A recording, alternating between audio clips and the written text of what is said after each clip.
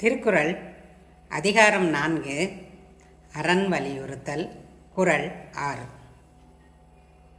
அன்றறிவாம் என்னாது அறஞ்செய்க மற்றது பொன்றுங்கால் பொன்றா துணை.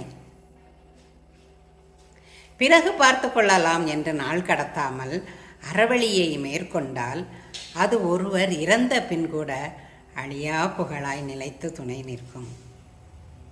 அன்றறிவாம் என்னாது அறஞ்செய்க மற்றது பொன்றுங்கால் பொன்றா துணை. Do not postpone virtuous deeds for tomorrow. Do it today and every day.